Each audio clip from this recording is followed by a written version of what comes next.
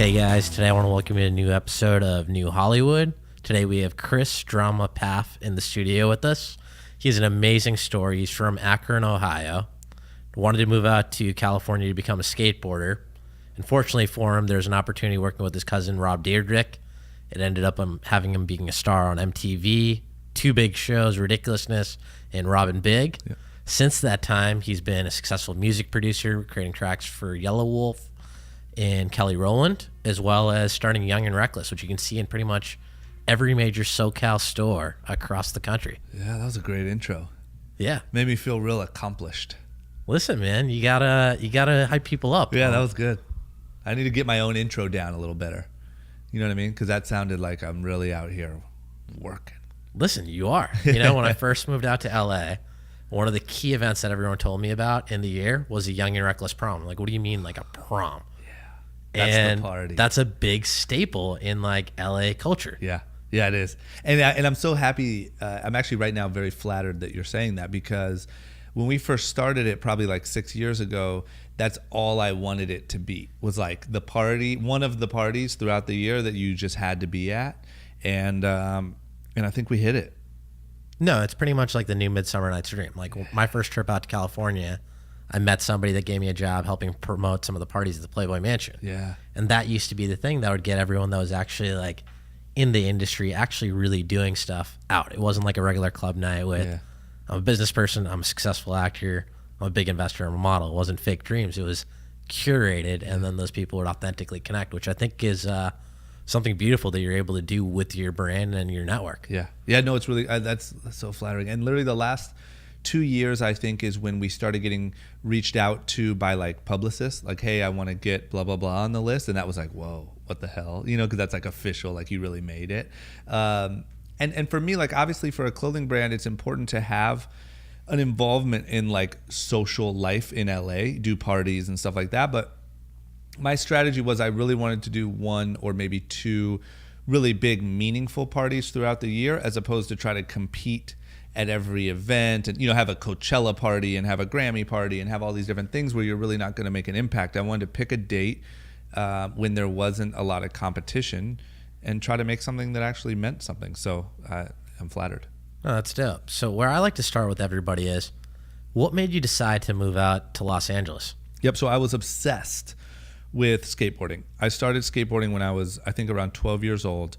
And it's all I did. Like my parents always tried to get me to play sports or do other school activities, but I couldn't stand to do anything but skateboard. And Los Angeles is the skateboard capital of the universe. It's where all the business, it's where all the companies are, it's where all the skate spots are, all the pros live here. And so I think really at about age 14 or 15, I just knew, like I had such intense tunnel vision. I knew the moment I graduated high school, I was moving to Los Angeles and just do something in skateboarding. I didn't know what, but I wanted to just do something. So that's what it was. Very cool. Yeah. So you started off as Rob's assistant, which is a pretty common job in like LA. A lot of people move out here. You're an assistant for somebody that's already in the game. And that's the best way to really learn any business, is see somebody that's successful at it. Yeah. But however, a lot of people just get burnt out. They can't deal with the pressure and the needs because there's a million different people. And when you're a personal assistant for somebody, you're the medium between the agent, the manager, the lawyer, the accountant, and like the social life. How did you really go about making that happen? Because you're pretty much like a real life version of E. Yeah. Like, you know what's, wow. That's funny because I literally just the last weekend rewatched all of Entourage, which is one of my favorite shows. But man, when it first started, I had no idea what an assistant even was. You know, like I'm from pretty small town Ohio, and so we don't have personal assistants or any of that type of stuff there. And you know, what really happened was so when I moved to LA, I ended up connecting with Rob, who I didn't really know very well growing up, because almost my whole life he had already lived in LA, and his family lived 4 hours away from my family in Ohio, right? So we didn't really know each other very well, but obviously when I came to LA, that was the number one priority, was to try to connect with a family member that already lived here.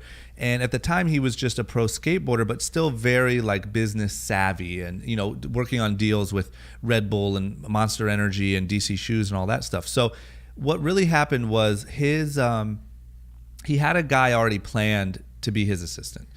And this guy lived in San Diego. And the night before he was supposed to move up to LA to become Rob's assistant, his girlfriend told him, you either move to LA to be with Rob or you stay here with me. You can't have both. And he chose his girlfriend. And so I remember very vividly, Rob walked out into his kitchen at the time and said, do you want to be my assistant? My assistant just quit. Do you want to be my assistant? And I said, man, I don't even know what an assistant is. And all of his friends told me, like, don't do it because it's going to ruin your relationship. Having that working relationship with a family member is going to be really tough. And you just want to be family and be friends. Don't ruin it by being his assistant.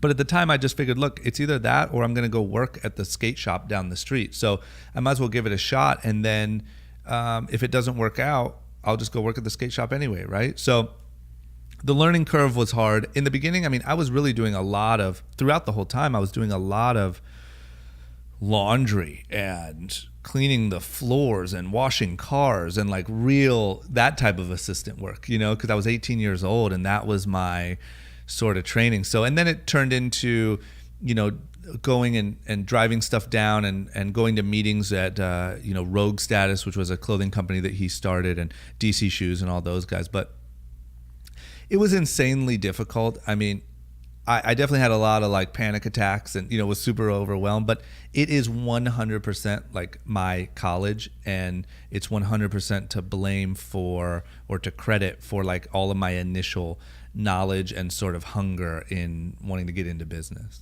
No, that's really cool. I came out of the talent agency system. Oh, nice. And we call that like a paid grad school because it's more competitive to be an assistant or a mailroom person or even an intern than it is to get into Harvard Law School. Yeah. Which is such a trippy fact. You'd never expect that. Yeah. And it's such a I don't know. I mean, I obviously can't speak on Harvard because I didn't go, but like, I just know the education that you get from like real life exercise is so real. You know what I mean? I've met a lot of people that went to expensive schools and have a hard time applying that to real life, No, 100%. I mean, I went to a top 10 B school, but I also grew up in a bad neighborhood as a kid. And, I grew up lower middle class. So it's like, how do you turn a dollar or how do you turn a relationship into a larger place? So like, I remember selling candy when I was in middle school because there's a demand for it. And, the real way that you learn a lot of things, and you talked about like washing the cars and doing a lot of the menial labor.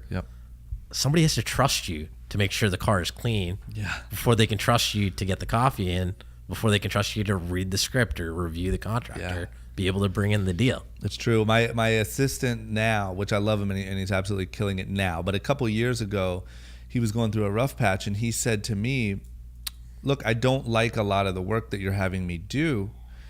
And he said, it's kind of like when you're young and you ask for a dog and your parents say, well, if you cleaned your room more, I think you'd be able to take care of a dog, but you can't even clean your room.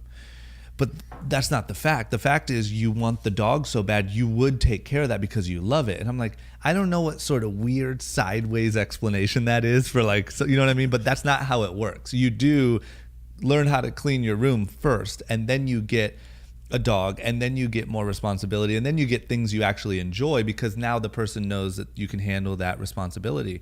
And I think that's something that a lot of people don't get or understand. Like they want to come in and they see someone above them or doing a great job, and they just want to be that person without sort of going through the process of building that trust. Yeah, you got to humble yourself to that experience and just learn from each of those failures. Yeah, you sure do. So I know you mentioned the panic attacks early on. Yeah. Now, everybody likes to talk about the successes.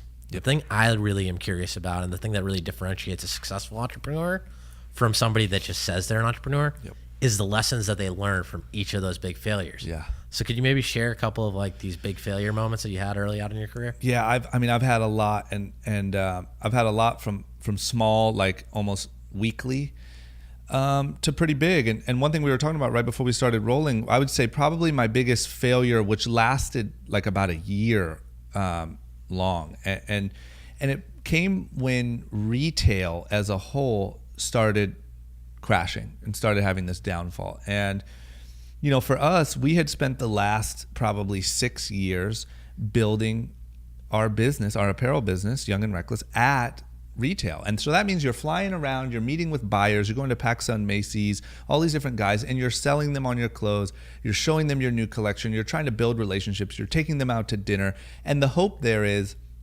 you get a test order, that performs well, you build that up, you get more and more and more doors until eventually you're in all doors and you have some good shelf space. And the theory is, or the old way that it used to work was, once you build up that shelf space, as long as you keep that relationship strong and keep your clothes selling, you're kind of set a little bit with that level of business that you have. And so we started following that strategy. And I think that there were some signs of this retail downfall coming, but, you don't want to believe it. And we kept our staff big and we kept our meetings a lot at retail. And we had to deal with that, meaning Pacific Sunwear, our biggest retailer at the time, filed for bankruptcy, and a couple other people were having trouble in sending back goods and doing stuff like that. And what that meant was sitting down across the desk from a lot of your close friends that you've just got done traveling with and having all this fun with, and letting them go, not because they did anything wrong or whatever, but because the business is changing. And there was a lot of those conversations. And there was probably, 6 months to a year of time when it just felt like there was no winning. Every day was just bad news after bad news after bad news. And it was just a really rough time, and I think that really made me question and make sure that I even cared about any of this and what I'm doing and the brand and the business that I chose. And I don't know, it just really tested my willpower. And that was probably the single biggest downturn or bad time that I now learned the absolute most from. I mean, it completely, that year, it was probably like 2015, like changed me fundamentally as a person and then as an entrepreneur or a business owner or a friend, No, it's a trip because growing up, we're about the same age. You'd go to a store if you wanted to buy clothes. Yeah. Nowadays, all these kids would rather buy it online. Yeah. They'll go to a store, look at it, and they'll buy it online. Yeah. They just prefer that experience. They do, and it's so crazy. It's crazy when you start this clothing brand and you're going and flying to New York and having meetings with Macy's, and they accept to do a test order, and then you go back to New York and you go to Macy's Herald Square, and there's your clothing brand in Macy's, and here you are in the mall back in Ohio where you grew up at PacSun, and those are really big moments. And so to accept one day that the industry just changed and that doesn't mean as much anymore is a really hard pill to swallow, because you say to yourself, well, I followed all the rules. Like, we had all these wins. I did everything right this whole way. And you're telling me now that just doesn't matter, and nobody's going to come save me and nobody's going to come say they're sorry. Like, that was a pretty brutal experience. Yeah. Fashion and that business has changed 360 degrees. Before, you used to get the purchase order. Yeah. You'd place the order. You'd either have a line of credit or you do these micro investments for different people, depending on the stage of your business. And then you sell to a whale. Yeah. You got a large customer, you wine and dine them, and they buy in bulk. Now you have to take it to this individual level that you have to cater to each individual person. Mm-hmm. How did you guys go about learning that process? We made really dramatic changes. Like when we saw that this was happening, because in clothing, what happens to a lot of brands is you can get upside down really, really quick, right? Because you can have a lot of, let's just say PacSun orders 10,000 units of some jacket, and then they start having financial trouble. They can cancel that order really without you being able to do anything. Now you're responsible because your manufacturer is making you 10,000 jackets and you're on the hook for that. They're not, right? So now all of a sudden you have all this debt. Maybe Macy's isn't selling well, so they send some orders back. You can get literally snowballed on top of so quickly where you're just surrounded by inventory and debt with nowhere to go, right? And so luckily, we reacted really quickly and really dramatically to avoid any of that. So even though it was a rough year, we didn't have any of those really big, like catastrophic, potentially business ruining problems. So we reacted really dramatically. We let go of a lot of people. We downsized pretty heavily. And then we just focused all of our efforts on relearning the new way to do it. And that's Facebook ads, Instagram ads, Google targeting, how to build and grow, making sure that our customer service at our warehouse was bulletproof so that nobody had a reason to have a bad experience with us. Trying things like denim. We never would have tried denim at any of our retailers. We tried it on our website, and now it's our single biggest category. Same with women's. We did activewear. Same thing. So it was 12 different things aggressively approached all at once. And the things that didn't work, we bailed out of fast. And the things that did, we doubled down on. And it worked. I think, like you said earlier, like we really humbled ourselves. And no matter all the years of success, you have to realize that you're entering a new world, and any arrogance or any feeling that you're owed something is just going to crush you. So we just pivoted really hard and fast. Yeah, the market determines your rate, regardless of who you are or who you once were. Yep, does not matter. It doesn't matter. Everyone's equal. Everyone has the same 24 hours. Yep. And everyone has that same shot. Yep. What's really cool about Young and Reckless to me is a lot of brands evolve, and they change from what they originally were to being something completely different. I've seen a lot of streetwear brands try and go to being streetwear and skatewear to trying to be like, Dolce & Gabbana. You guys have stayed very true to your audience. How do you go about hiring the right people with that right vision? Yeah, great question. It's really tough. And I think it's another thing that took a long time and is still today evolving. We're still looking for new people and still evolving through. Naturally, you'll have a star employee that wants to go somewhere else and wants to try his hand at a designer brand or a higher level brand or whatever. And so now you have to replace that spot. And it's this constant give and take happening. But I think the best advice I could give on that is to first know who you even are, right? What is Young and Reckless? What do we stand for? What is our goal? Is our goal price? Is our goal aspirational? Is our goal 16 to 24 age range forever? Do we want to grow older with our customer? Do we want to stay there?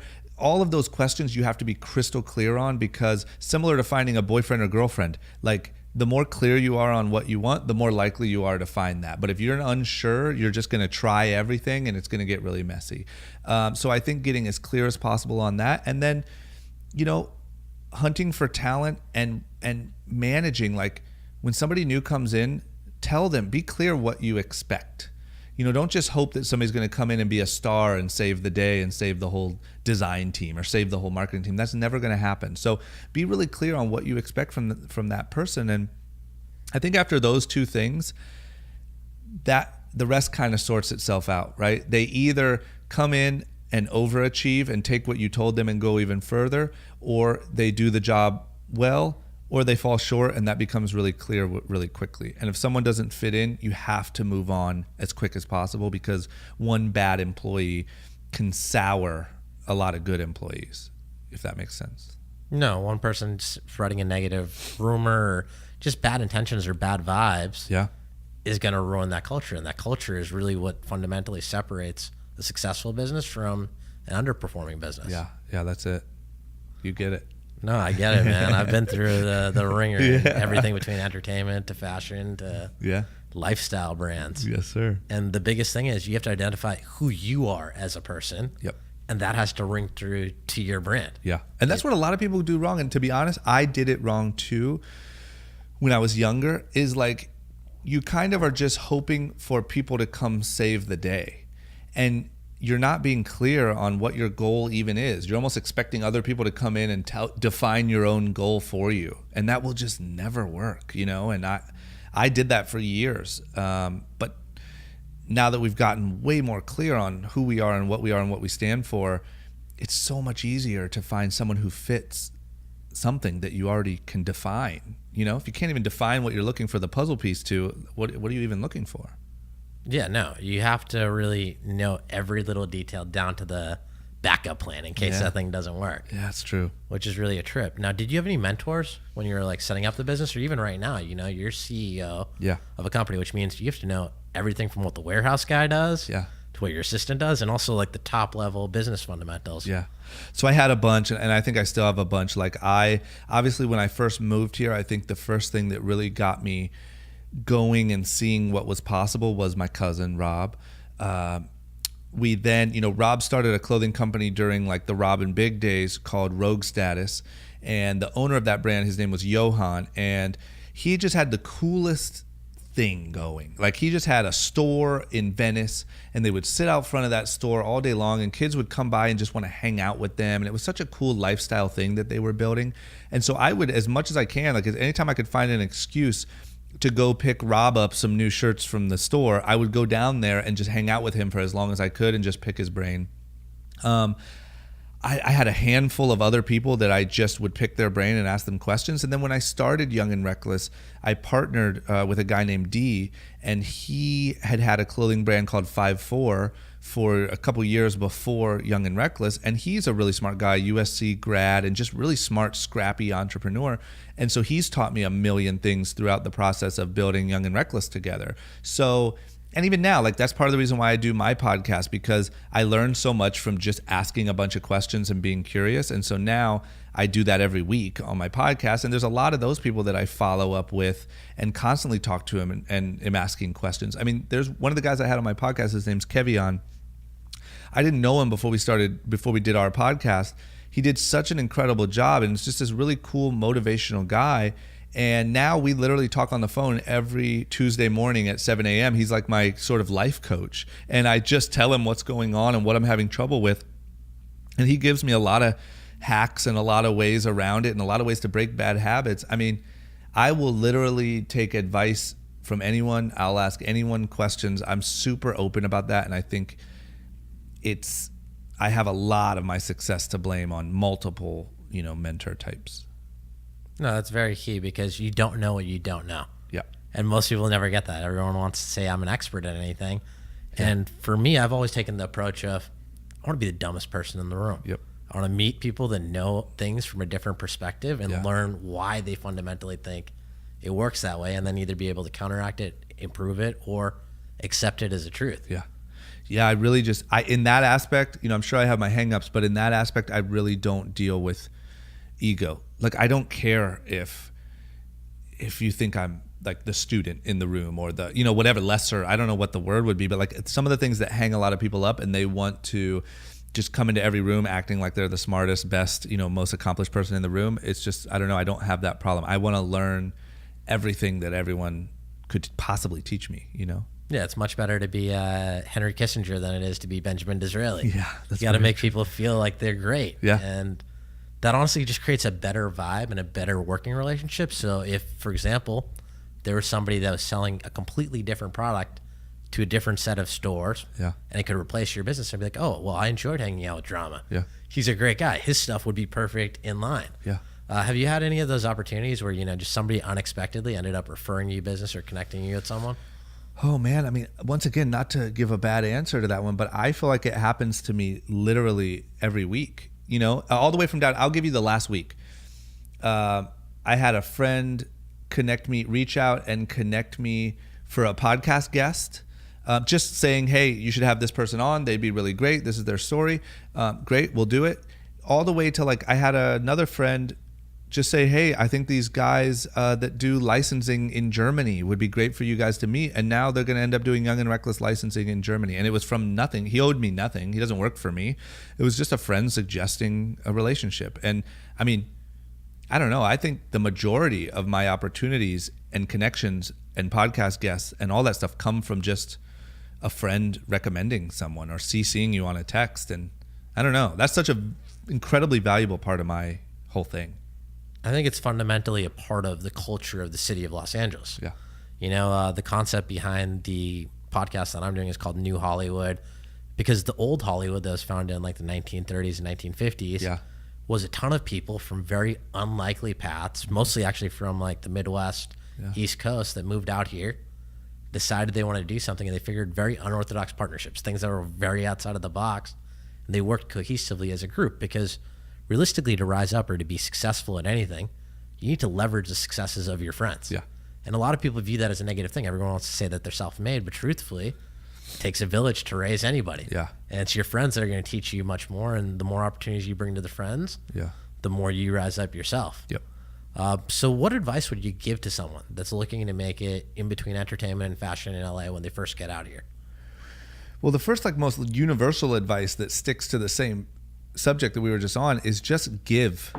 Like just give over and over and over. And I just think like really be aware of how much you're giving versus how much you're taking or asking to take, right?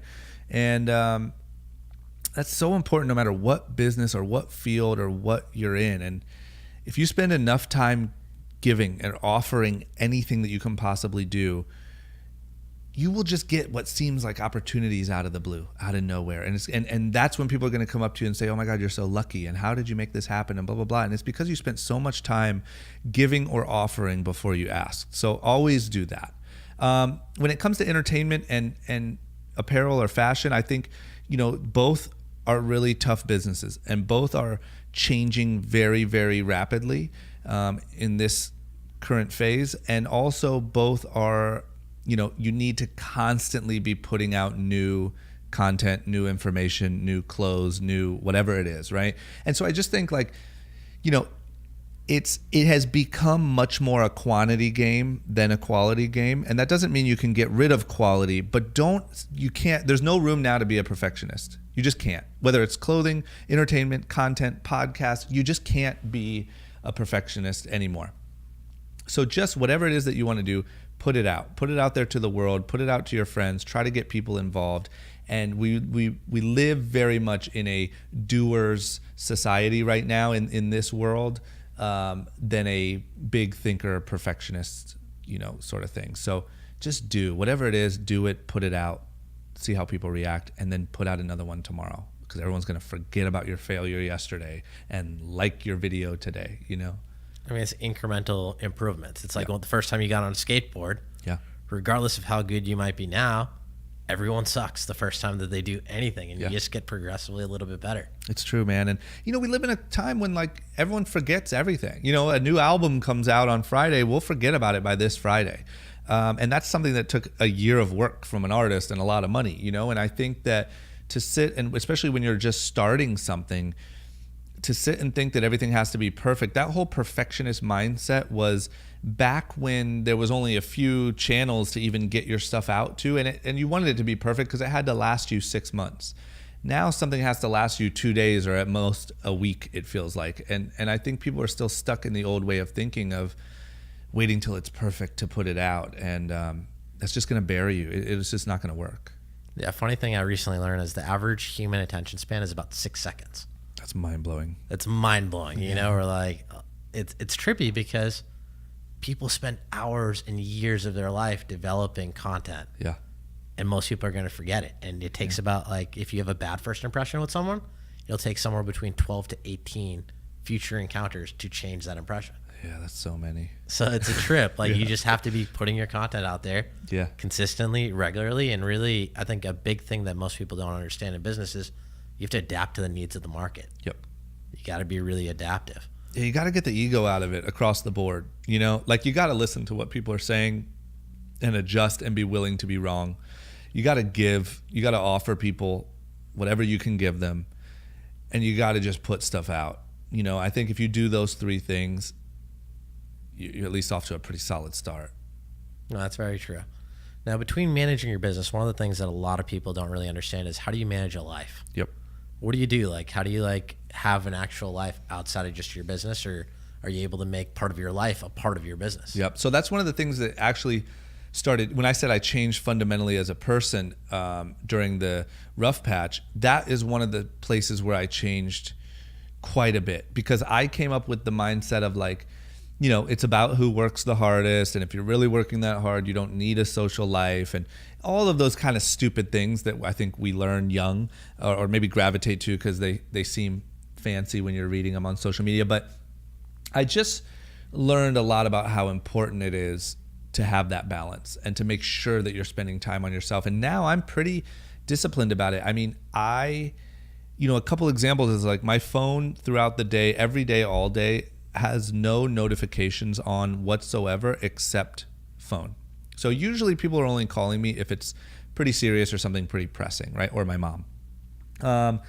So all my texts, all my emails, everything have no notifications. So I'm not constantly looking at my phone throughout the day, just at every little buzz. Then I have a separate phone that I use for all my social media and all my like fun apps, right? So YouTube, Twitter, Instagram, all that stuff is on a different phone. This phone is only phone, email, text and calendar.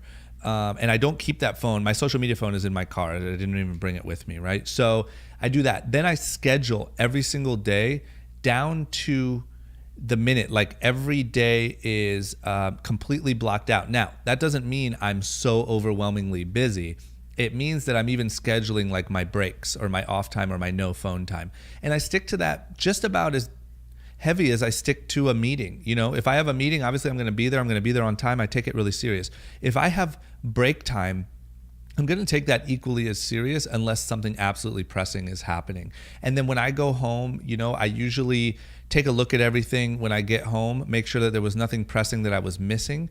And then I schedule my next day that evening. And I really take a look at it, and I look at what tomorrow is going to look like, and wrap my head around what I'm going to have to do, what state of mind I'm going to have to be in. And then I, for the most part, put my phone down. Like I don't feel this crazy obligation to be working all night unless it's something unique and something special. And what I've learned through all of that is I work better and way more effectively in less time doing it that way than I do having this kind of cloudy, stressful day every single day that never seems to end, you know? So to me, it's incredibly important. But at this point, after a couple years of slow growth and discipline, I don't have much of a problem with it. You know, if it's time for me to chill out, I'm chilling out without feeling bad about it, you know? No, you have to respect that. I mean, that's something I recently, over the past 6 months, came to terms with. And the thing I've learned by doing that is I take a longboard, which I just learned how to ride like 2-3 months ago, out to Venice, Santa Monica. And when I'm just cruising down, an idea will come to me, and it's much better than me just sitting at a desk, pounding my head against it, waiting for that inspiration to come. You have to experience new things. You have to connect with new people. And this is what I've learned. Like I schedule like to-do list and email time, right? And sure, that time you get work done, and in your mind, that's what work is supposed to look like, right? You at your desk, hammering out emails, rifling through your to-do list. You're just killing it. I'm a hustler. But really, the biggest ideas for me, or opportunities or run-ins or connections, have always come when I'm doing that. When I'm longboarding in Santa Monica, or I'm at my friend's, you know, get together for whatever, or that's where like the game-changing things have come up. The to-do list and the email is just sort of the process. It's just, like it's necessary, but like not, you really need to sit and do emails and your to-do list for 5 hours a day, or are you just sitting on your computer so that you feel busy? You know, I think that's something that a lot of people have to come to terms with. Just because you were sitting at your computer doesn't mean you were working, you know, and there's people who get way more work done on the beach in Santa Monica than a lot of people who think they work really hard at a nice office and a nice desk. You know what I mean? It's the 80-20 rule, you know? Like for me, I'm not the best morning person. Yeah. So it doesn't make sense for me to really focus on work stuff until about like 9:30, 10 a.m. Yeah. It makes more sense for me to go to the gym and get a workout in and get focused. Yep.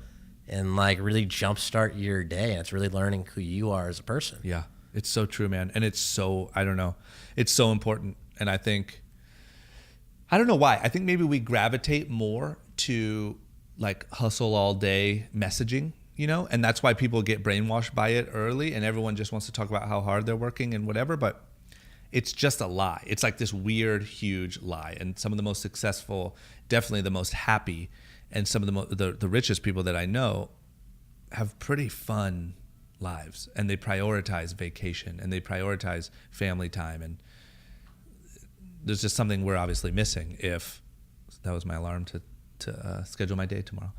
There's just something we're missing if those people are going on vacations a lot and, you know, looking a little happier. No, it's so key. Like one of the things I started doing is I do emails only for 2 hours a day. Yeah. And it's great. Much better. And even like with the phone, not looking at my phone until after I get my workout in makes me much more focused when I'm looking at it, and it removes anxiety from your life of what are you missing, but it also makes you live more of a human experience. Yeah. And it reminds you why the hell you're even working. Like, who wants to work just to say they worked more than the next guy worked? Like, you're never going to win that battle. You know what I mean? There's construction workers outside the window that are working much harder than we are every single day. I think you have to regroup and kind of remind yourself what you're even working so hard for. And that's so you can go to a nice gym or get a good workout or afford to go down to Santa Monica whenever you want and ride your longboard and do those types of things. I mean, that's what we're working for at the end of the day, you know? Yeah, no, like a big thing that I like to talk to with a lot of people about is, I grew up in a lower middle class family, always wanted to be in entertainment. Yep. And everyone always said stuff like that was unrealistic. Yeah. When I ended up getting into it, I realized it was just putting yourself out there, telling people that you want to do what you want to do. Yep. And then from there, building an authentic human connection with people. Yeah. Yeah. I mean, I grew up in Akron, Ohio. Like, even when I moved to LA, my family thought I was famous. I came back after 3 months of living in LA, and they're like, "So, what's Britney Spears like?" And I'm like, "Mom, that's not how it works. Like, you don't just move to LA and like you're just in a room with Britney Spears. You know what I mean?" But that's like, just because you moved to LA, you're now famous. But I think so much of it is people being told that that's just not for them. That life just isn't for them. And I don't know, after you're out here long enough, I'm sure you know this, but after you're out here long enough and in enough of these situations, you realize nobody knows what the hell they're doing. Everyone's just going for it. Everyone's just doing the best they can and trying to get work done and trying to do the next thing that they can think of. Nope, there's no super geniuses. You know what I mean? Like, nobody's some alien being that was made to work in entertainment and we weren't, So I think that's like another huge like thing that I wish more middle America or like these small town people knew is like, you really can, these things are all really within your reach. You know what I mean? It's not nearly as far as it seems. If you have a dedication and a passion, the cream rises to the top. Yeah. If you're willing to put in that work and do it at the right times and you're willing to make some sacrifices, you'll be able to differentiate yourself. Yeah. But what really I liked about what you just said earlier about like the charity stuff is that is so key, because a lot of people think it's just about the financial success. Mm-hmm. It's just about having those big wins or the articles. Mm-hmm. But the most beautiful thing is when you do something for somebody that can't do anything back for you, mm-hmm. or just seeing a kid smile, just being pumped at like that experience. Mm-hmm. Like working with touring artists and athletes, one of my favorite things, like, it's a pain when you go to dinner with somebody and there's a fan wanting to take a photo with you. Yeah. But realizing that fan is the reason that you're able to live that lifestyle. Yeah. That experience is something that they take with you. Yeah. How did you come to that realization that charity is really important?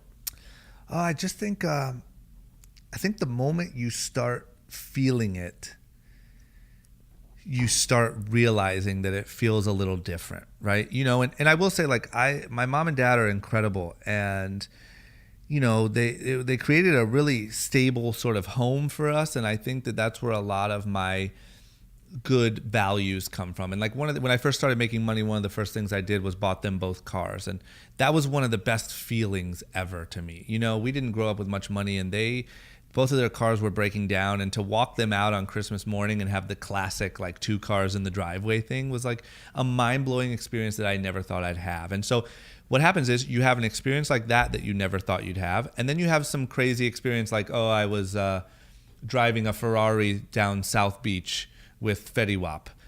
That's an experience I never thought I'd have. You realize walking your parents out and giving them cars feels substantially better than that does. And then you realize that every little version of that, anything nice you can do for someone, it just feels better. And I think as long as you're not an idiot about it and you pay attention to what feels good and not what everyone else says is good or what gets the most likes on Instagram, I don't know, it's pretty clear. I just think that people are so focused on what other people are saying. Yeah, what other people are saying about them. And is this going to make me more famous? Is this going to get me more likes? Is this going to whatever? And like, man, you got to pay attention to what really feels good and what really moves the needle for you.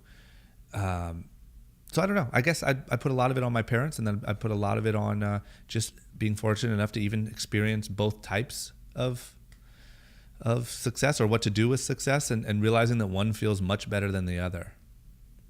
No, it's super key. And it's also realizing who you are as a person. Yeah. Who you are as a person is why a lot of people follow you on social media. Yeah. Now, with the advent of social media, it's really replacing, you're on MTV at like the peak of the MTV days. Oh, yeah. When everybody would tune in every single week to watch Robin Big, the Ridiculousness Show, and the Fantasy Factory, that was a big cultural icon. Yep. Nowadays, everyone is tuning into your screen. Yeah. Your screen is the new like MTV. Yep. How do you go about competing in such a saturated marketplace? Because now it's not just a content creator. Yep. It's everyone in the world. Yep. Pretty much. So I would say this: if you're trying to compete for sheer numbers, you're screwed. Sure, there are massive social media celebrities with insane engagements, and there's the Logan Pauls of the world, right? Of course. But like, if you're trying to hunt for sheer number versus number, you are going to lose. You need to hunt for actual meaningful connection. And like, I would rather, honestly, and it's more valuable to me to have 20,000 people follow me that genuinely like me, believe in what I'm saying, find value in what I do, and want to support me by buying my product, than to have 1 million that don't give a shit at all, right? It just doesn't matter. It's just like, I don't know. I would say you just have to hunt for who are you trying to talk to? What are you really offering them? Why should they really follow you?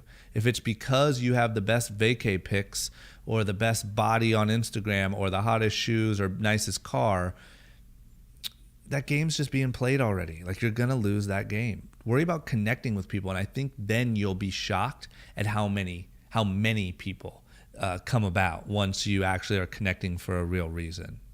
It's finding your true fan, which is approximately like 2% to 1% for most people online. Yeah. And don't even worry about, I think for a lot of these young people, saying the word fan is something they should stay away from, right? Build a community, like build a group of people that all believe in the same thing, that you are helping expose them to some new information or something of value. At the end of the day, if the question is, why do you want anyone to follow you?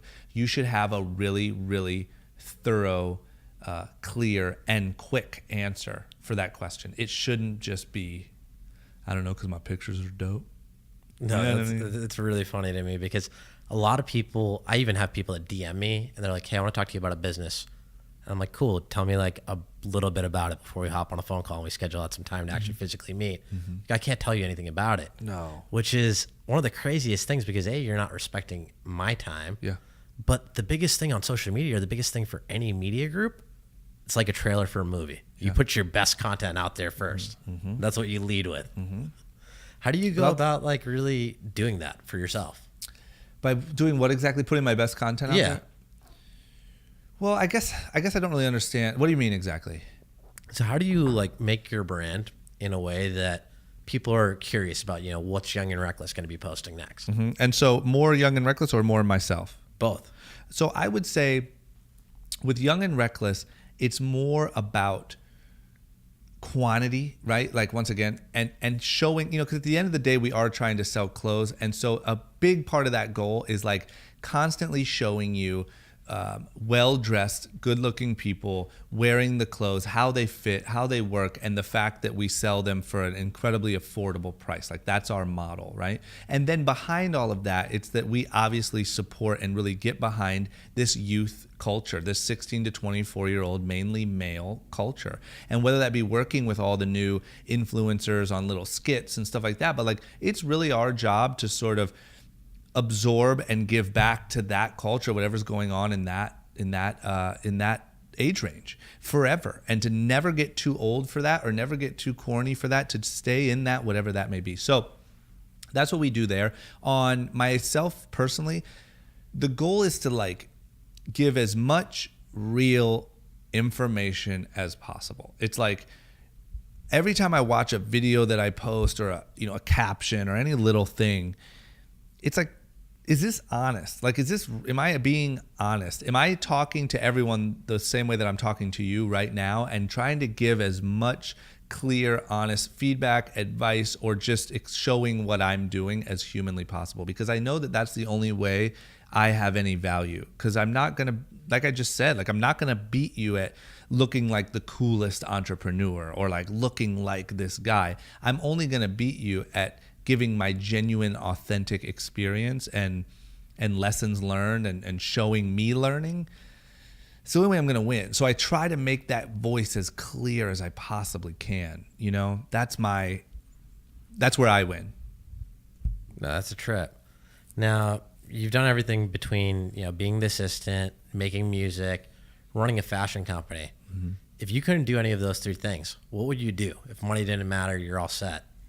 Yeah, people ask me these types of questions. And let me ask you this. Why couldn't I do any of them? Can you give me a scenario that I can wrap my head around? There's not really a scenario. It's just kind of like, what would be an alternative? Like, where would drama be if you couldn't do any of these three things? And money doesn't matter. Money doesn't matter. I think I would probably travel a lot and like really try to learn as much as I could about as many different parts of the world and as many extreme different parts of the world as I possibly could.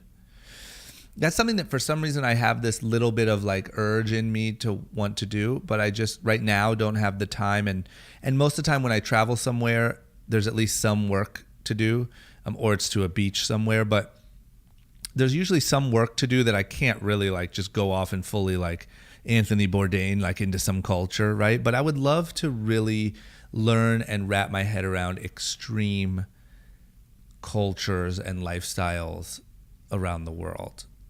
I think that's the first thing that comes to mind. No, it's a trip because you learn how the other half lives. Yeah. You put yourself in somebody else's shoes. Yeah, like I want to go be a monk for a week, and then I want to like find out how to somehow like be in Syria for a week and see what's really, like really wrap my head around that. And just do all these, just do as many different things as possible and just understand how like completely different ways people are living, on this crazy planet.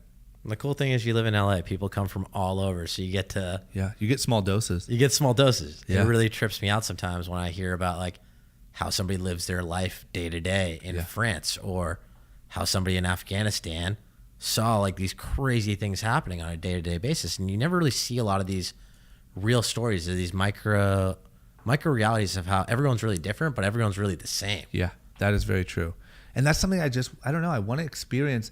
I want to be like, obviously I don't want to like die in some Syria like bomb, but like as close as I could get to any of that stuff to really understand it. It's just fascinating to me because you are right. At the end of the day, we all are the same. Like we all have our fears and what we love and what we hate and, blah, blah, blah. But like, I don't know, man, there's some really extreme stuff going on. And I just feel like I haven't experienced much of like the depths of the different cultures. No, that's a trip. What's one of the favorite places that you visited so far? Oh man, I wish it was a cooler answer, but really probably Hawaii. I mean, I just love Hawaii. I am the type that like, if I'm going on vacation, I want to be like on a beach. I want the full vacation experience. Like I'm not going to vacation to Tokyo, and I just love it. I love it because it's not that far from us. And there's something about it there that it feels so like fresh. Like it's a feeling I've never felt. I'm sure it exists other places, but it feels so like untouched almost, if you go to certain places. But yeah, I just love it there. Do you swim with the dolphins? I never have, but I really want to. I did an appearance on Ridiculousness like 2 weeks ago, and Rob was like, what's the number one thing on your bucket list? And I don't have really like a bucket list, but the first thing that came to mind was swimming with the dolphins.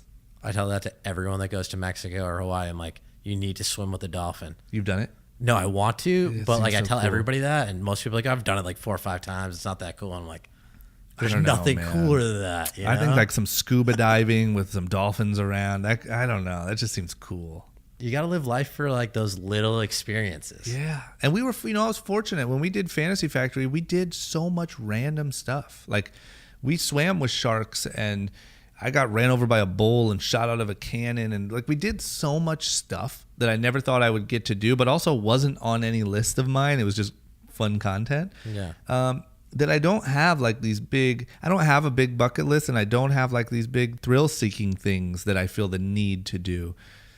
But maybe some peaceful dolphin swimming would just be great. Yeah, I mean, they're super intelligent. Yeah, and they like heal. They have like mystery healing powers and stuff. It's such a trip. It's so gnarly. Yeah. Now, I know you're pretty much self-taught in a lot of different areas. Yeah. What's a good book that you'd recommend people to read? I have a bunch. I will tell you what. I just read. Can I give you 2? Yeah. So I literally just finished a book called The Courage to Be Disliked. And I'm blanking on the author's name, but I read right now. I'm trying to read a book a week, which is an ambitious goal, and I hit it probably 50% of the time. But I read this one in 24 hours, and I'm not by any means that type of speed reader or whatever. But it was just really good. And it's this interesting philosophy on kind of how you should think about life and go through life. And it's really easy to read. And I don't know, I think everyone should give it a shot. Also, another big one that I read a couple months ago was 12 Rules for Life by Jordan Peterson. So Jordan Peterson has a lot of hype right now and a lot of buzz and a lot of hot podcasts and stuff like that. But in that book, he does a really good job at breaking down 12 almost like cliches or things that you know are true, but explains why they're true and how they can help, and even scientifically why some of the things make an impact. But some really clear, I don't know, it's almost like a book like I wish my parents would have taught me when I was, like turning 18 or something, or like I wish you learned it in school. It's almost like this, you feel like, oh, this is just like a really obvious life lesson that I didn't really know, So I would say those two are big. No, I definitely would agree with you. There's so many life lessons that you'd expect to learn in school, but they never teach you. Yeah. I found myself almost like getting mad, and I don't mean this, but like getting mad at my parents, like reading a couple of these books, because I was like, why didn't you teach me this? Like, this was your job, you know what I mean? And it's like, you can't expect them to teach you this crazy professor's theory lifestyle. But the point is, you read it and you're like, no crap. Like that makes so much sense. No, it was like, for me, it was How to Win Friends and Influence People. I read that in a acting class in college, and I was like, why don't they teach this in like first or second grade to kids about how you should effectively interact with other people, since it's one of the primary skills that you have to use even since you're a child. It's mind-blowing. Like, I could have just take away algebra. You know what I mean? You could have taken algebra and I could have learned these life lessons, and I would have been such a better person so much earlier. You know what I mean? It's just funny how much like time you spend learning pointless stuff, and then you learn this type of stuff and you're like, oh my God, it makes perfect sense. Like how to file taxes and how to set up a corporation. Any of it. Teach me any of it, not geometry. No, it's such a trip. So are you still making music? I don't. No? I don't. That was a strong phase in my life. What really happened was I grew up playing the drums. My dad played the drums, and so there was always a drum set in my house, and I just became obsessed with drums. But in Akron, Ohio, there's no cool outlet to play the drums. Like, you join the high school band or whatever, but that's not fun. So when I moved to LA, I found out you could make beats, on an MPC and a keyboard, and I never even knew that was an option.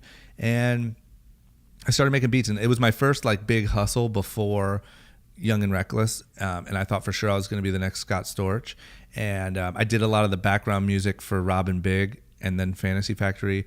And I built a little production company, and we did songs for Yellow Wolf and Kelly Rowland and Trey Songz and some pretty legit stuff. But what really happened was it was a combination of a couple things. The music industry is insanely difficult and like borderline corrupt, right? Like, it's very much so about power. Who has the power kind of can get away with anything, and whoever doesn't just gets robbed over and over until you get the power. And I hated that. It's like deciphering a phone bill.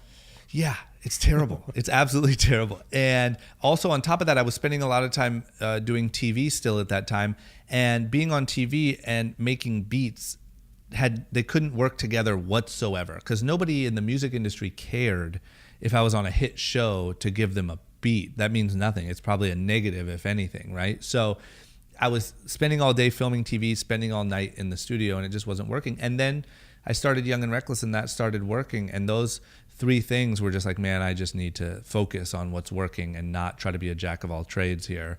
And so I just hung it up pretty abruptly. Like, I'll still mess around with stuff from time to time, but I'm not like a real musician. I was producing, just producing beats and stuff like that. So it's not, I miss the vibe of being in the studio and what it looks like making a record and being really excited. But like I said, I don't miss like some musician thing. No, when I got into the business, what tripped me out was I always thought musicians made their money off of music. Yeah. The thing that tripped me out the most was musicians are so much more amped about getting 20 seconds on a TV show. Yeah. Because that's a significantly better check Yep. than like the ASCAP and the BMI checks that come in the mail for like live rights or even like radio plays. Yeah. Yeah. Early on, I got a lot of my early money that allowed me to stop being an assistant and kind of have a little bit of freedom was from ASCAP checks from TV, How did that conversation go with you and Rob when you're like, hey, I'm moving on? I'm going to brag a little bit. I quit once. I said, hey man, I'm moving on. I think, Robin Big was coming to an end, and I really wanted to pursue music and pursue anything. Like, I didn't want to be an assistant for a living. I didn't want to be sort of under Rob's, try to just find my way in Rob's world. I wanted to really have my own life I could be proud of in Los Angeles. That's all I wanted. And so I just went to him and said, hey, I think it's time for me. Like, I'll, finish out the month or whatever I said. And I think at first he just said, okay, I understand. He's always been really understanding of any of my stuff. But then towards the end of it, my bragging point was at the very last week or whatever, he's like, yo, I need you. Like, you got to stay on a little longer. I think it was 6 more months or something like that. And he's like, whatever it takes, like, I just need someone that I trust and whatever around. So I ended up staying for about 6 more months. But that time around, it was already planned, like, okay, I'm going to leave in 6 months or whatever. So when it came time, it was super easy. And by that time we were so close. Like, we are really like brothers. Like, he's truly like my older brother.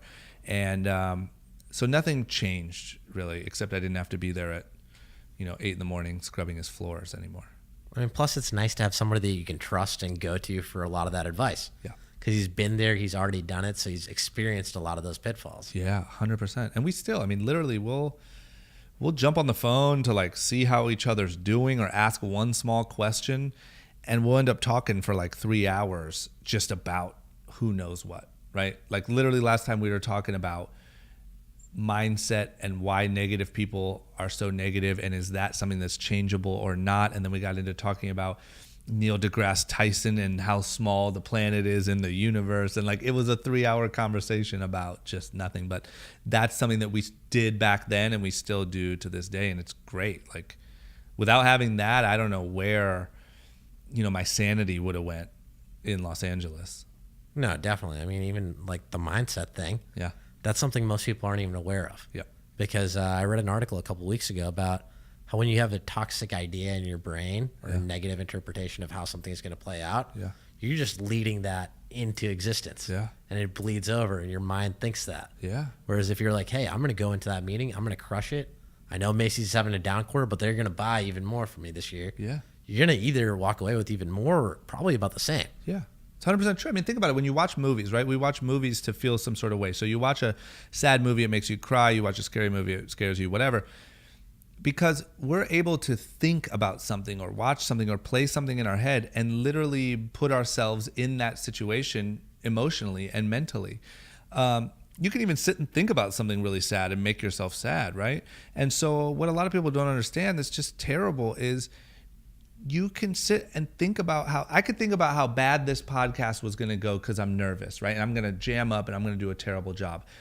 In my car on the way here, I'm already in what it feels like to do a bad job. I never even gave myself a shot. I lost in the car because I already felt the same way as if I was stumbling over my words and messing it up.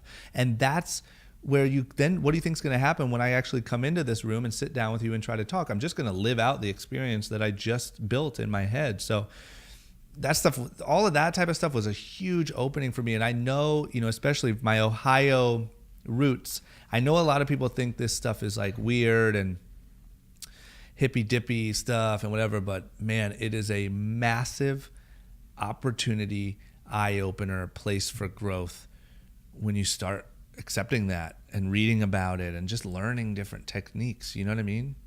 It's huge. So key. Yeah. Like, for some reason we are taught that you can build your body, like you can eat better, you can work out, and you can change your body. We don't think that you can change your own mind or mindset or the way that your outlook on life, and that's like tragic. I mean, at the end of the day, your brain is an organ. Like, that's just a fact. So to think that you can't exercise it and work on it and change it and evolve it, you're just leaving so much room for growth on the table. And I don't know, you can see it start to opening up. You can see people start to embrace it a little bit. Meditation's super cool right now, which is great. And a lot of people are listening to podcasts and stuff like that about this stuff. But I think there will be a massive growth that happens with people, with young people, with people's ambitions once they start to like wrap their head around how much you can train your brain. Little things like being optimistic and being thankful and you know what I mean? It goes a long way. taking digestible content, like taking it from that long abstract theory Yeah. to just something little that you can apply. And those micro changes Yeah, add up. Add up over time. They compound. I mean, you do 20 push-ups every morning and every night. You're gonna start to get some little muscles. You know what I mean? Think about how thankful you are for your life and all the incredible things in your life for 5 minutes every morning and every night. And before you know it, you're accidentally gonna actually start to enjoy yourself a little bit. And like, it's just true, you know? I mean, even for me, when I started coaching people and helping them with other areas of their life, the things that I'd say would then be reaffirmed in my own mind. It'd be on the top of my mind, but I would also perform better. And it was mutually rewarding because people are going to give you a different feedback based on where they're from, their life experience. Yep. And all of that stuff and being open towards learning what you don't know allows you to be just a much more higher functioning person. Yeah. That's why they say to teach is to learn twice, right? And like, I started this podcast and YouTube series called Mentor Monday because my goal was to really like create some content that answered like the heart of my followers' questions and also interact with my followers one-on-one in a room. So every week I sit down with one of my followers who reached out to me and I just tell them to ask me anything they want, like about life, about what I've done, about what they're trying to do. And I will just, as honestly as I can, tell you anything I can. And I have learned more from doing that and from answering people's questions and their different ways of looking at stuff than I have, you know, from most books or most high level conversations. You know, like it's really important to keep talking to younger people too, or less experienced people, and just talking your way through all these things. You learn so much. I mean, it's really rewarding if you look at like somebody that's super successful, Barry Diller, who owns IAG, which is a company that owns Tinder and Expedia. He was an entertainment executive. Yeah. At one point, 5 of the people that were his assistants ended up becoming major studio heads. Yeah. Which is a really beautiful thing, you know, evolving people to become leaders themselves. Yeah. Because everyone has a life cycle. You're going to be on top one day and you're going to be going down the next day. Yep. And some of the people that were below you before are going to be above you. And having that good reputation is so key. And that's just cool, right? Like that's such an ultimate measure of like how successful you really are, is like how the people that came up under you are doing. And I can't even act like I'm good at that, or like, you know, I would like to think that I'm decent, but I think as I get older, that's like expert level Jedi, like to master, is like, not only are you running a good company and hiring good employees, but you're literally creating like massive leaders. That's just sick. It's a legacy. And what's really cool about it is there have been like little incidents. Like if somebody had hit me up and like, hey, I want to work in music. I'm like, cool. Well, I have a friend that's a manager that needs an assistant. It's not a glamorous job. You're literally going to book hotels. You're going to have to pay fines when the hotels get messed up. You're going to get yelled at a lot. And then I'd run into them like 2 or 3 years later and they're like, you know, I have like my own management company, or I'm an agent here. Yeah. Like it's really due to you. I'm like, no, I literally just gave you access to one person. Yeah. And you learned how to do that job and you evolved. And I think that's one of the biggest things that most people don't give themselves enough credit for, is they had that innate talent inside of themselves. Yeah. And they should pay it forward, which I think is a really cool thing that I've been able to witness a couple of times. Do you have any stories of like people that you've helped out that ended up evolving?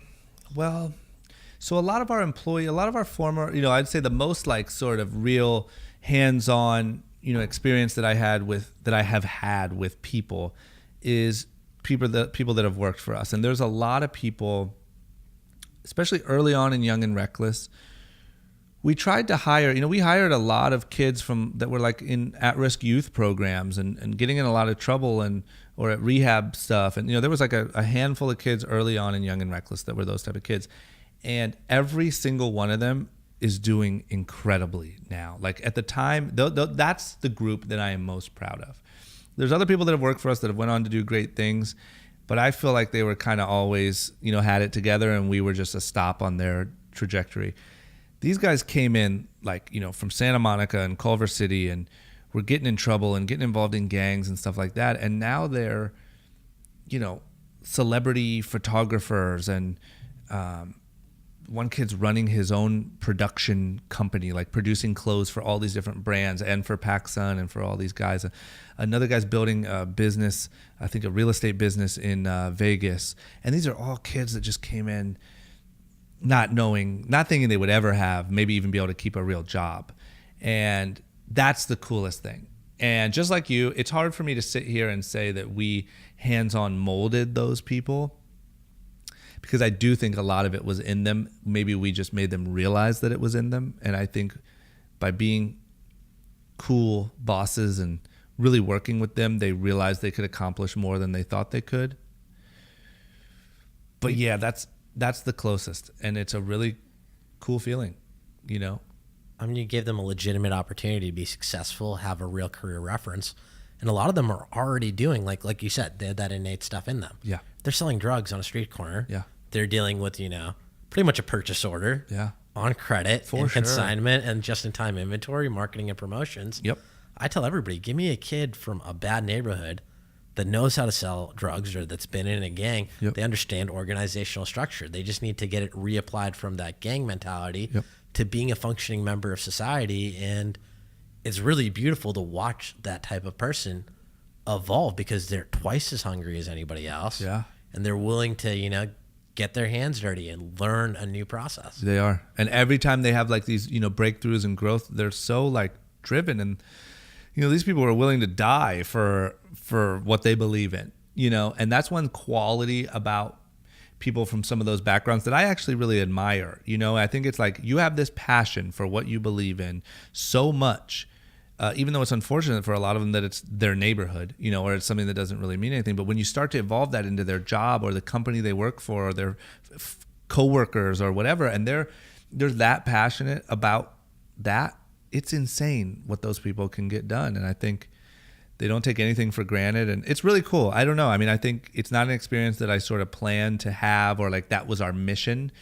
It just now 10 years in has worked out that way, and that's where those guys ended up. And yeah, I love those guys to death, and those types of people.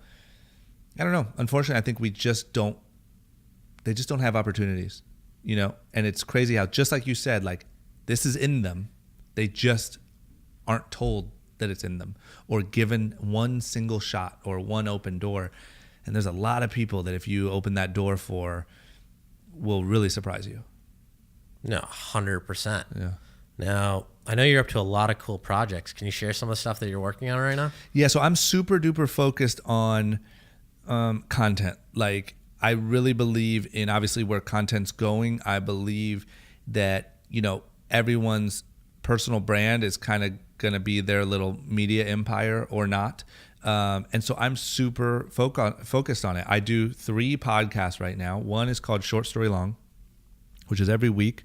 I sit with self-made, entrepreneurs, athletes, artists, anyone who's built a great life for themselves by themselves. And well, obviously no one's done it by themselves, but you know what I mean, and has a cool story around it. And I tell that story, and I try to get it as like personal as possible with the hopes of like really humanizing this grand thing that somebody has done and showing that it's possible for a normal human to do.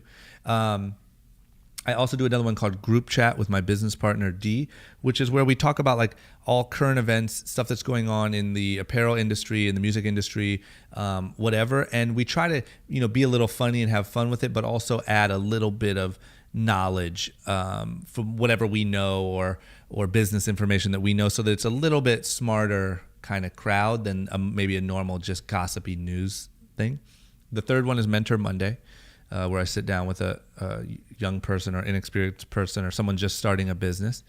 Really trying to make sure I get all that content sort of translates correctly onto my Instagram and all those channels and YouTube and all that stuff. And then as far as Young and Reckless goes, really still, that's still where I spend the majority of my time. It's still something that is like, my baby, and I've had it it's been 9 years now, and I just want to make sure that I keep it evolving and growing and being as meaningful as it was 2 years ago for a 16 to 24-year-old. It's the same this year, and it's the same 5 years from now. And we all, it's something that we can now talk about 9 years in and say, oh, that's cool and that's respectable and that, you built a cool brand. But I want to be able to have that same conversation, or even better, 5-10 years from now, and be truly proud of this thing that I have. Plus, there's a big progression between year 1, year 5, and year 9. Yeah. And it's cool. Like, you have way more talented employees. You have more money to play with. You have more knowledge, more experience. And so now we're able to really, we're really working hard on how do we properly use this new landscape with influencers and with everyone being a bit of a micro influencer and everyone being a media company, like I just said.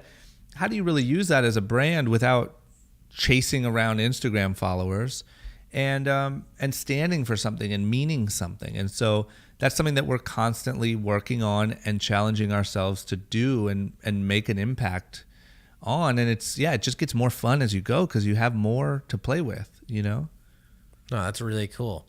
Now, with all the content you're making, you're sitting down with a ton of interesting people. Yeah. What's an interesting thing that you've learned that you didn't even know that you had no idea about that you can share with us? 'Cause there's a lot of cool things that I've seen on Long Story Short. Yeah. Tons, man. I mean, I think, there's so many. Like there's all the way from my friend Kevion that I told you about that I met on the podcast that then kind of became my informal life coach. He went to this seminar thing called Landmark, and he swears by it, and he's been to it 3 different times and all this stuff. And I normally would never do anything like that. And growing up, I never would have thought in a million years I would do anything like that. But I went to that based on somebody that I met on my podcast. And this is a 3-day long, I think it's 9 a.m. to 10 p.m. thing. There's 100 people in a room and you're learning this sort of curriculum or this mindset sort of thing for a whole weekend. That's an experience that I had that I completely just submerged myself into that I never would have had it not been for learning that on the podcast. I had another really great guest named Tom Bilyeu, and he's really, really big on a lot of this mental mindset stuff that we were talking about. And I learned a lot of stuff from that too. And I think it's just, even the practices and the gratitude practices, and it's mostly that stuff. That I've learned is these things that you can actually put into action or whatever. Because fundamentally, I mean, at the basis of my podcast, it's about sort of self-improvement or, ambition or whatever. So naturally, that's where all the conversations are. But I would say a lot of that stuff. Yeah, I love that you said gratitude because I wear a chain that says gratitude every single day. That's smart. I wake up, man. I go out, I see a palm tree, and I'm like, this is so cool. Yeah. It's so, I don't know. That was, not to sound too I don't know. That was just mind-blowing to me. That was a mind-blowing sort of wake-up call, I guess, to me, is that even simply gratitude is something that you could practice and strengthen and will slowly change your perception. It affects your mindset. Anytime I get bummed out about on a deal not going through, I think to myself, I'm 10 years ago, would I have ever imagined to even had that deal on the table? Yeah. And that's a really cool thing to be aware of and be mindful of. Yeah. And even in that instance, I try to think I'll try to take a moment and go back, 3 to 5 years and think about all of the stupid stuff that I used to worry about, like deal not going through, like blah, blah, blah. You can, if you really dig around or look back at your Instagram or any sort of timestamp, you can think of all the things you were worried about. And it's kind of funny. And you're like, oh man, I can't believe I worried about something so stupid. And then you try to fast forward and say, well, what am I worrying about right now that 5 years from now I'm going to say was stupid? And it's most of the stuff you're worried about, all of the deal going through stuff or the, video not going well or this person not responding well to your email or whatever. That's all stuff that never ends up mattering. And the fact that we're even able to sit in a beautiful 18th floor penthouse and do a podcast to the world, it's pretty cool. I don't know. No, it's so gnarly. It trips me out. Yeah. I'm like, this is never what I thought where my life would be. And I think back to the days of when I was going on tours with smaller artists and being 5 dudes in a car with the camera guy sitting next to me, the security guy in the middle seat. Yeah. And we're just sleeping in the car. We get one hotel room with 3 guys in one bed and somebody in a closet and someone in the bathroom passed out. Oh, yeah. But those are some of my fondest memories. True. Also true. I think that's one of the coolest things that when you look at these things in hindsight, all those little setbacks, all those failures, they just become a cool part of your story. Yeah. Yeah, the sad thing is when I really think back about some of my worst times, other than family issues or anything like that, a lot of my worst times were worrying that times were going to be bad. You know, does that make Yeah. sense? No, like definitely. a lot of your, if you really think back, like a lot of your worst times were spent worrying about things that didn't even necessarily end up that bad.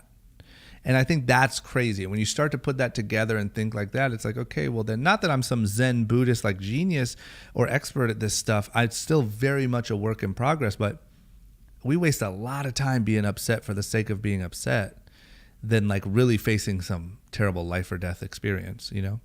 And it's just the way our brains are programmed. I read a book a while ago which taught me that there are only two types of problems. Problems you can do something about, so why worry about it? And then problems you can't do anything about, so why worry about it? And it's such a key concept whenever I find myself riling myself up about something going wrong. Yeah. I think of that and I'm like, well, I can do something about it, so I'm not going to stress about it. And if I can't, it's just life. Yep. So true. It's true. And it's hard to practice, and it definitely takes practice, but it's worth it. So key. Yeah. So where can people follow along with you on your journey online? So the main place where I actually like participate every single day is my Instagram, which is just drama. Hit me up there, follow me there. I'm pretty active, trying to get really good at responding and doing all that stuff. And then everything else is pretty much podcasts. Like my podcast is short story long on iTunes, everywhere where podcasts are. Obviously Castbox, killing the game. And then check out group chat too, because I think a lot of your listeners would like group chat. And same thing there. And I just think a lot of the, sort of smart but still curious about what's going on in the world crowd will really like that stuff. No, that's very cool. Well, Thank you, man. Really want to thank you for coming on this episode of the New Hollywood Podcast. You can find us pretty much everywhere: iTunes, Spotify, anywhere online from Facebook to Instagram. It's just at New Hollywood. And you can follow me at Ashwin Jacob. Thank you guys for tuning in, and look forward to bringing on some other amazing people for you guys to learn from.